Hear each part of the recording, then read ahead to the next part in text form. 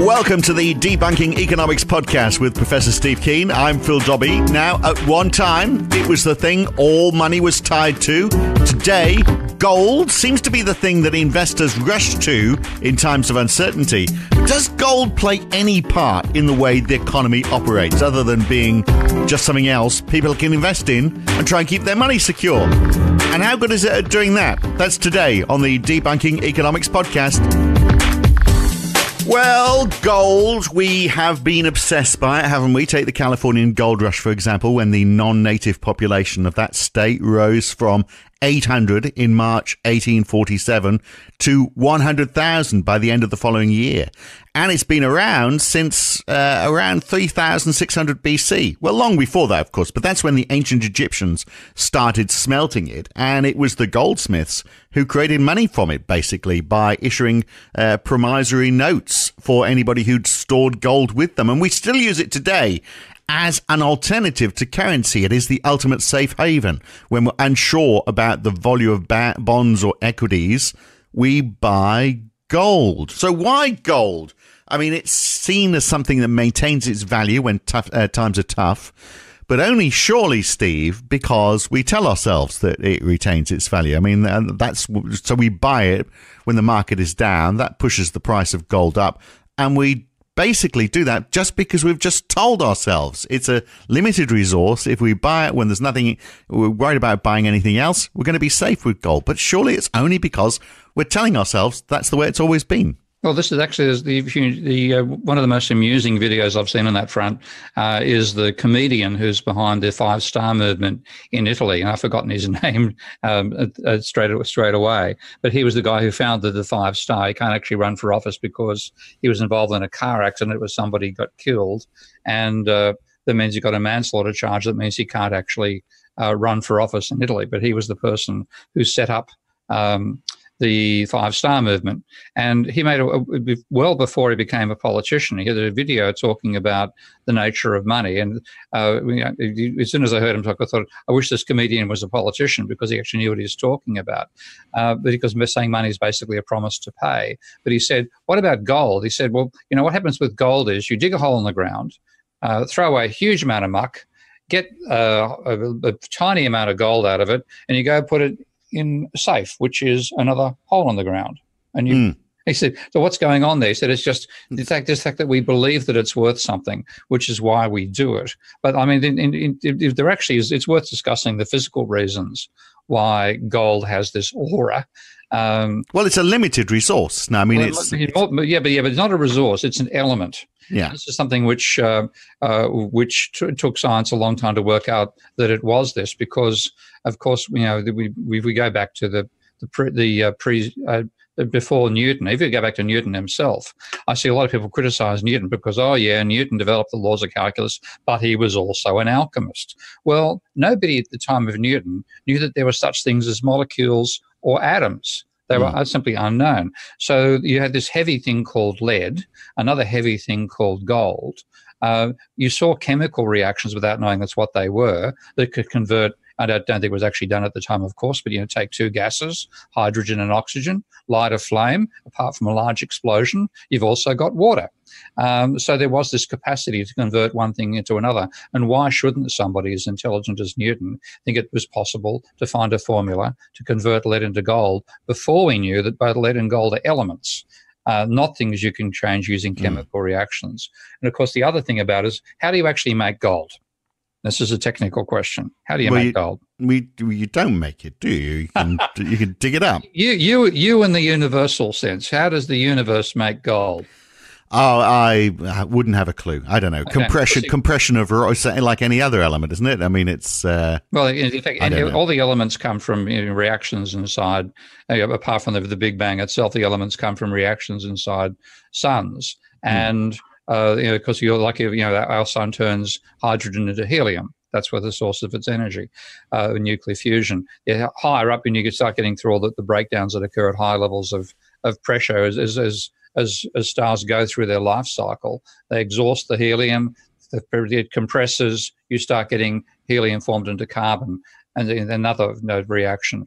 Higher and higher still, you finally get iron being formed. But that's the last thing that can be actually formed inside a star. To get the heavier elements, and of course there are heavier elements than iron, gold being the one I'm leading up to, they are formed in supernova explosions. So when you get an enormous star, a star like the size of Betelgeuse, which is about 1,000 times the diameter of the sun and 10 times its mass. When that finally explodes, the huge explosion creates everything except gold. Right. Oh, right. Okay. Gold is made, astronomers tell us now, by the collision of two neutron stars. Now, neutron stars are things that are so dense. They think that I think it's something of the order of 10 or 20 kilometers across. A neutron star that big has the mass of the Earth. So, in short, until we have another collision of neutron stars, we ain't going to get much more gold. We won't have any more gold. Okay. So it's a finite resource, which is what I was trying to lead to. And that is why we believe that it's going to hold its value. It's seen as inflation proof, and it's why banks, and I don't get this, banks hold reserves in gold. There's 184,000 tons of gold sitting in bank vaults and government reserves. That's where most of it is. There's a small number of wealthy individuals, but most of it is sitting in banks and with governments. Coming back to the whole idea that gold is dug up from one hole and put into another. Yeah. It's almost like they don't trust money. Yeah. Banks that don't trust money, they've got to have gold because they don't trust money, and yet they're telling us to trust money because they say they promise to pay the bearer on the money, but they still want the gold. Go figure. Well, I mean, you come back and the gold has had in terms of apart from being a very attractive metal, and one of the reasons it's attractive, it's the very bottom of the fusion table that you get out of the elements. So it's got the lowest potential energy. It's a very I'm not doing a good job of describing this, but in terms of fusion, that's the end of the line. You can't do anything more in terms of getting energy out of it, and it makes it's absolutely non-reactive. But there are some things it reacts with, but so it holds its value. It can't be destroyed. Basically, can't be destroyed, and it can be. You can actually. I mean, this is what the Egyptians found. You can hammer it down to the stage where it's virtually an atom thick.